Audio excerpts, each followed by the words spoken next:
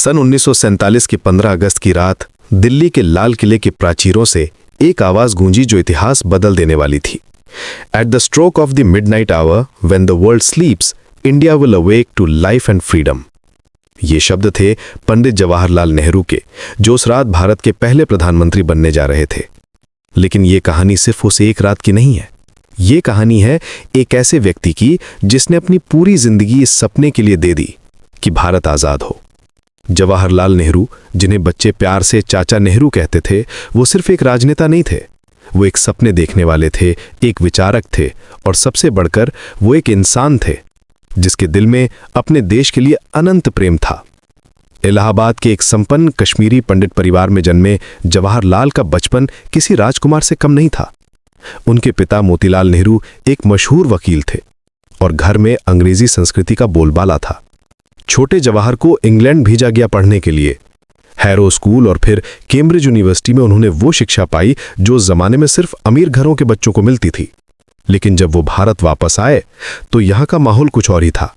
गांधी जी का सत्याग्रह आंदोलन शुरू हो चुका था और यहीं पर जवाहरलाल की जिंदगी का सबसे बड़ा मोड़ आया। एक दिन उन्होंने गांधी जी को देखा, सुना और फिर उनका दिल कह उठा कि ये है वो रास्ता जिस पर चलना है।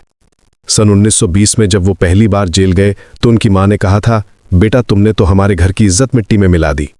लेकिन जवाहरलाल जानते थे कि आजादी की कीमत चुकानी पड़ेगी और उन्होंने चुकाई भी। कुल मिलाकर 9 बार जेल गए, कुल मिलाकर 9 साल जेल में बिताए। जेल में बैठकर उन्होंने डिस्कवरी ऑफ इंडिया लिखी। इस किताब में उन्होंने भारत के इतिहास, संस्कृति और भविष्य के बारे में अपने विचार रखे।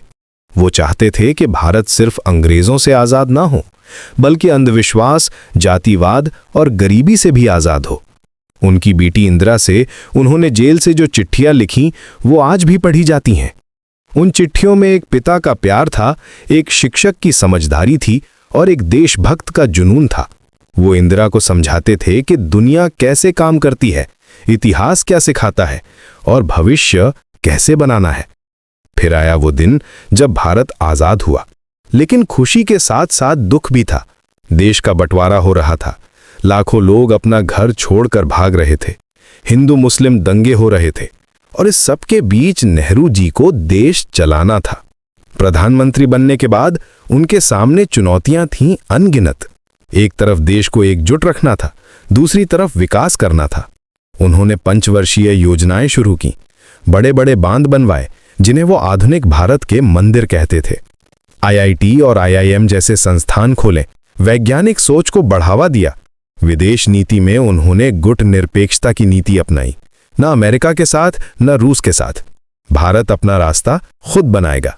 इस नीति की वजह से भारत की दुनिया में अलग पहचान बनी।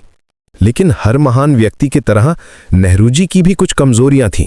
उन्होंने चीन पर भरोसा किया, लेकिन 1962 में चीन ने धोखा दिया। कश्मीर के मामले में उनके फैसले आज भी बहस का विषय हैं।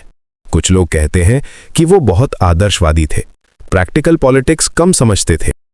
फिर भी जब हम आज का भारत देखते हैं तो नेहरू जी का योगदान साफ दिखता है। हमारा लोकतंत्र, हमारी संसदीय व्यवस्था, हमारे वैज्ञानिक संस्थान, हमारी विदेश नीति, सब में कहीं ना कहीं नेहरू जी के विचारों की छाप है।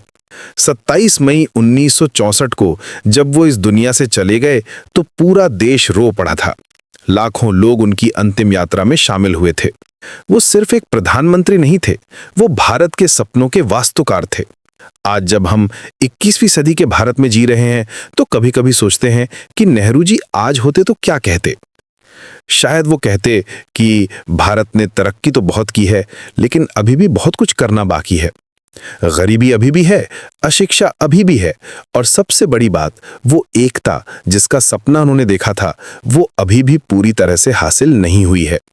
लेकिन एक बात पक्की है, पंडित जवाहरलाल नेहरू ने भारत को एक दिशा दी, एक सपना दिया और सबसे बढ़कर ये विश्वास दिया कि हम कुछ भी कर सकते हैं अगर हम एकजुट रहें और मेहनत करें।